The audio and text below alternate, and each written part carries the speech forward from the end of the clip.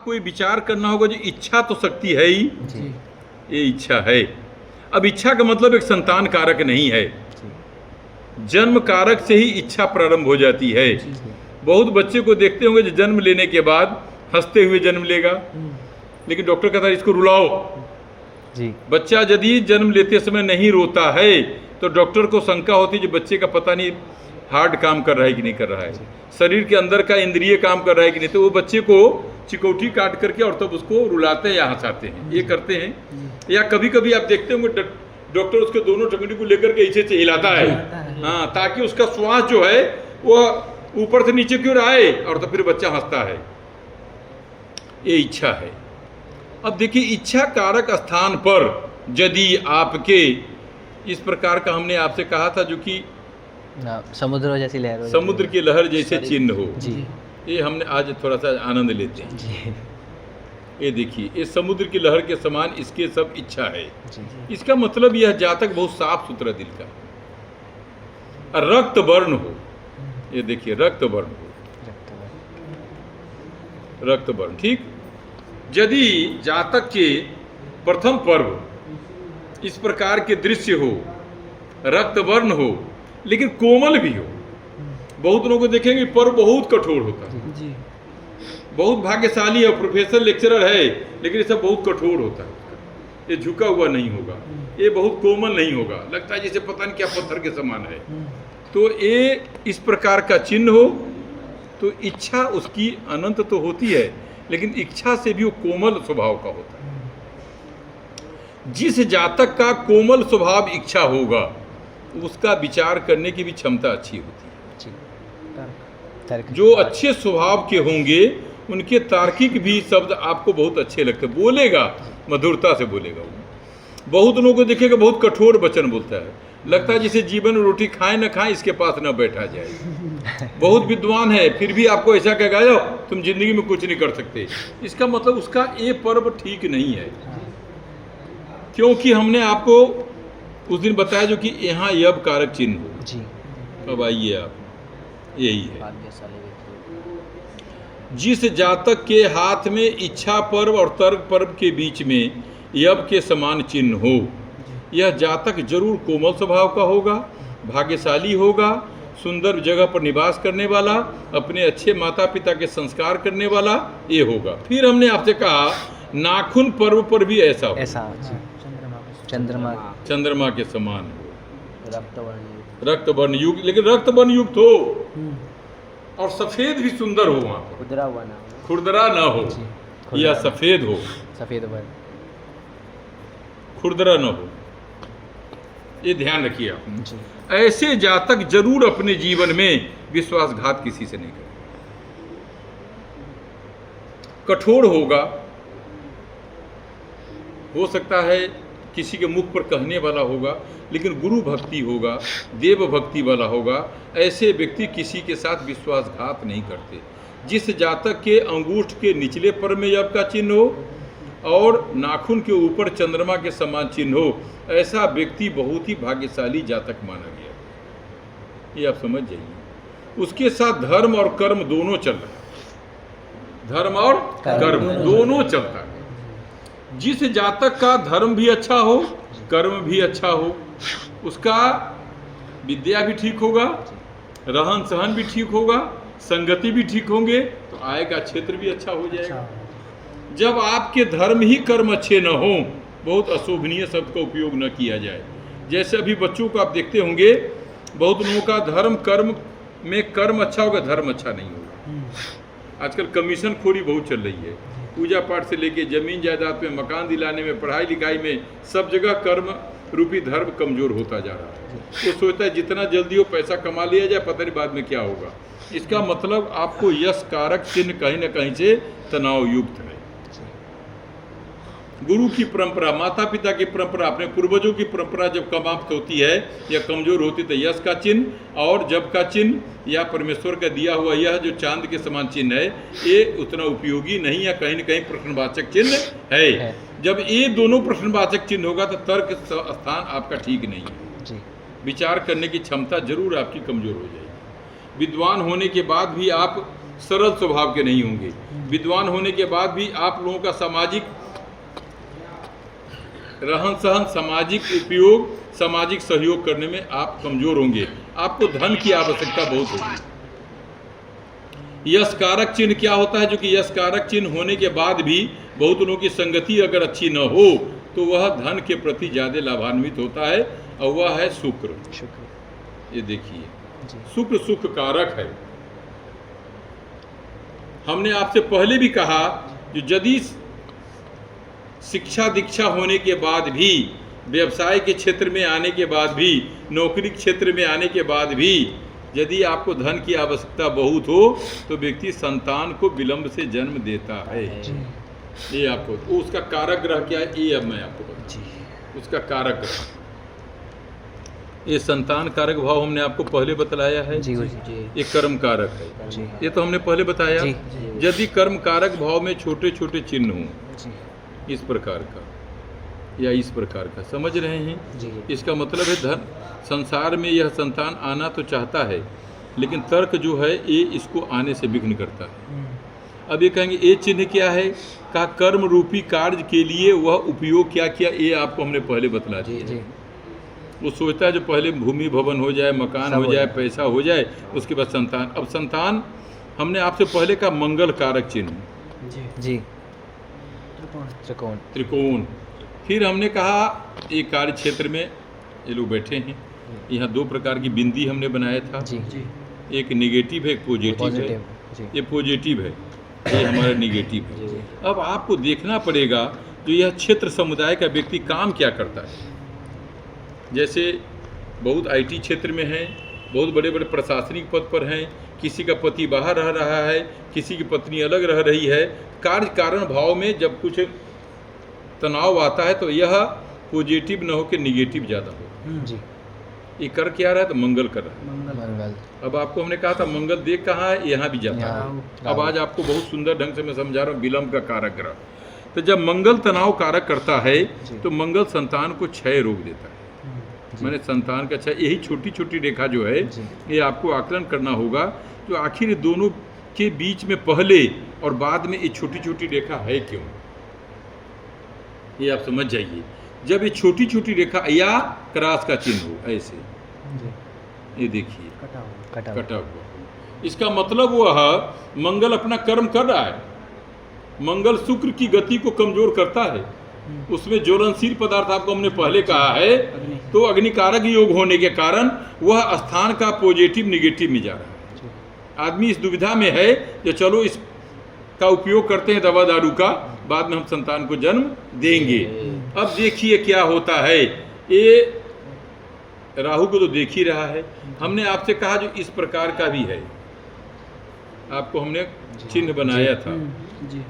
ये जातक संगति के दूषित होते हैं, या कभी कभी काला तिल हो, या जाल के समान चिन्ह हो। हमको सब याद है, हमने आपको क्या क्या लिखाया है। ये आप बोले थे काला तिल के बारे में कोई दिन, मैं काला तिल के बारे में बता रहा हूँ। ये व्यतिघात योग है, अपमानित, आरोपित। कहेंगे कैसे? का कुंडली के हिसाब से मैं बतला देता हूँ। कुंडली के हिसाब से यदि सप्तम भाव में राहु शुक्र के साथ हो, आरोपित दोष है ना, शुक्र और राहु के जी। ये आरोपित करता है, बहुत भयंकर आरोपित करता है।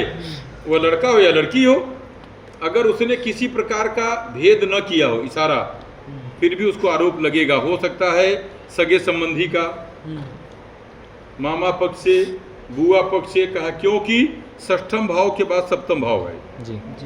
षष्ठम नाना के घर माना जाता है, मामा के घर माना जाता है, ठीक उसके बाद सप्तम भाव है। इसका मतलब मामा के लड़के के साथ, बुआ के लड़के के साथ, या कोई जीजा जी के भाई के साथ कोई बड़ी बहन हो, या कभी कभी आप समझ जाइए आजकल चाचा चाची के लड़के से भी संबंध बन रहे हैं। लेकिन राहु आपको शुक्र के साथ मिलकर आरोपित करेगा। आप कहीं गए या नहीं गए, हंसना खेलना, इंस्टाग्राम पर चैटिंग कुछ हो गया, फिर भी उसे पकड़ कहेंगे इसका लक्षण ठीक नहीं है। इसका कारक ग्रह राहु के द्वारा यह शुक्र स्थान को देख रहा है। इससे भी आपके संतान भाव में आरोपित होता है। मनोयोग है, जब आप शादी करके अपने जीवन साथी के साथ जाते हैं तो आपके मन में उस मनोयोग को भी स्मरण होता है जो मेरा इस पति से अच्छा तो पूर्व का मेरा मित्र ही था। ये राहु संशय पैदा करता है और वही राहु संशय पैदा करके और ये मंगल के द्वारा आके शुक्र को स्पर्श करता है। 1 मिनट। Side hand out. तो जब शुक्र में संशय पैदा करता है तो यह भेद दृष्टि देता है। यहाँ पर इसको देख कौन रहा है? यह सीढ़ी भी देख रहा है। इसको हम आरोपित दोष मानते हैं। तो कुंडली में आपको राहु शुक्र के द्वारा यहाँ भी है, लेकिन गहन अध्ययन करना होगा आपको। फिर यहाँ पर आपको ये भी जालनुमा है जी। फिर यहाँ पर एक काला तिल भी है। एक काला तिल संसार में जरूर एक के अलावा भी 2-3 हैं। ज़्यादा रिश्ता ज़्यादा ऐसा योग बनाता है उसी स्थान में। संगति जी। जी। यह शिक्षण का समय हो, कर्मकांड का समय हो, नौकरी व्यवसाय का समय हो, बिजनेस व्यापार का समय हो, ठेकेदारी का, क्योंकि मंगल का ठेकेदारी से भी संबंध है। राहु मंगल मिल करके संगति दोष भी पैदा करता है। शुक्र व्यवसाय कारक भी है, सुख कारक भी है, धन कारक है, ऐश्वर्य कारक है, संगति कारक है। उससे भी संतान की कमी महसूस होती है। अहम पापो हम पाप कर्मा। आपके मन में जब पाप बुद्धि आती है तो यह इच्छा शक्ति तर्क शक्ति आकर के यही व्यवधान कारक योग बनता है। एक स्थान से पूरा आपको नहीं देखना है। इसका कारक ग्रह यहाँ से आकर के यहाँ भी जाए।